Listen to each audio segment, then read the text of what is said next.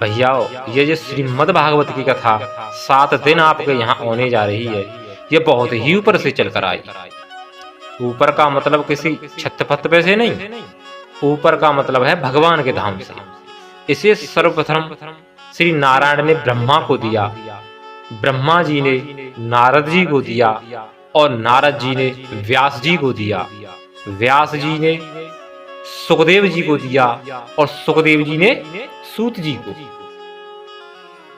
और सूत जी ने नैमिषारण्य तीर्थ में 88,000 ऋषियों को यह श्रीमद् भागवत की कथा सुनाई थी और फिर धीरे धीरे होती हुई हम और आप तक आई है।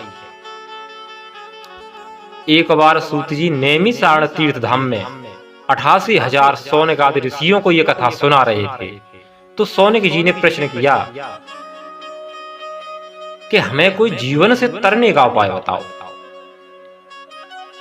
तो सूत जी ने कहा कि सौनक ऋषियों, तुम्हें कम समय स्वर्ग भोगने वाला उपाय चाहिए अथाह सागर वाला। तो सौनक ऋषियों ने कहा कि हमें कम समय स्वर्ग भोगने वाला उपाय नहीं चाहिए, हमें तो अथाह सागर वाला उपाय बताओ। तो सूत जी ने कहा कि सौनक ऋषियों, ध्यान पूर्वक सुनो।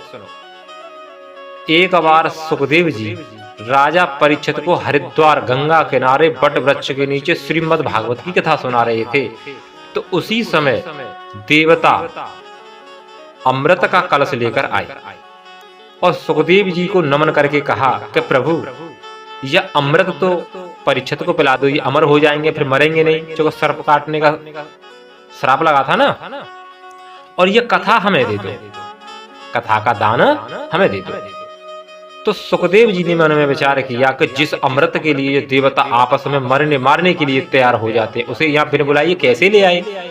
वास्तव में ये चतुर हैं, भोगी हैं। तब सुखदेव जी ने देवताओं से कहा कि देवताओं, तुम्हें स्वर्ग में क्या कष्ट है जो इस कथा को लेना चाहते हो? तो देवताओं ने कहा कि गुरुदेव, अमृत सांसों की गिनती तो बढ़ा सकता है, परंतु विकारों से मुक्ति नहीं दे सकता। ऐसे जीवन से क्या लाभ जो विकारों से दुख से भरा हो? अरे जीवन चाहे छोटा हो लेकिन विकारों से रहित हो, भगवान की भक्ति प्रदान करने वाला हो, वही सुलभ है। कि है ज्ञान की ये गंगा, ऋषियों की अमर वाणी। सुखदेव जी ने कहा कि हे देवताओं, ये तो व्यापारी वाली बात हुई कि अमृत के बदले भागवत दे दो। अगर तुम याचक की भांति आते तो बात अलग थी, तुम तो व्यापारी की तरह आई हो, अदला बदली कर लो। सुखदेव जी देवताओं को यहाँ पुण्यात्मा तो समझते हैं, क्योंकि उनने पुण्य कर्म करे तभी तो देवता बने, लेकिन उन्हें अभक्त समझते हैं। और सुखदेव जी ने कहा कि तुम्हारा अमृत इसकी बराबरी नहीं कर सकता, तुम्हारा अमृत तो कांच के टुकड़ों के समान है, और कहां यह कथा की बराबरी नहीं कर सकता।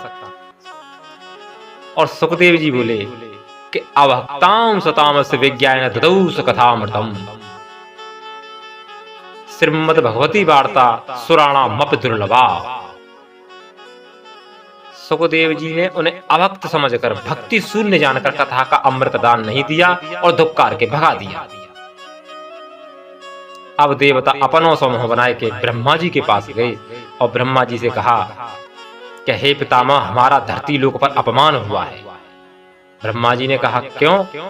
तो देवताओं ने कहा कि यह भागवत इतनी महान है जिसके लिए उन्होंने हमारी अमृत को भी ठुकरा दिया। तो ब्रह्मा जी ने तराजू बांधकर भागवत को तोला, एक तरफ भागवत एक तरफ अमृत। तो श्रीमद् जो भागवत थी, अमृति तो क्या सबकी अपेक्षा भारी थी।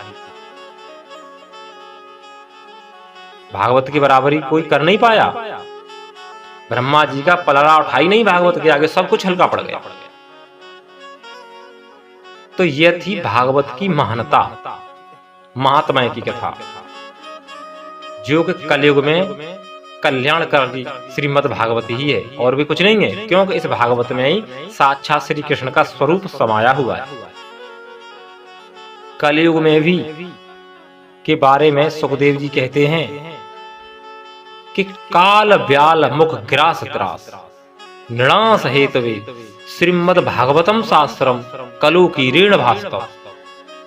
कलयुग में काल रूपी सर्प के मुख से ग्रास होने से बचने के लिए, अत्यंत नाश करने के लिए सुखदेव जी ने केवल श्रीमद् भागवत का ही प्रवचन किया।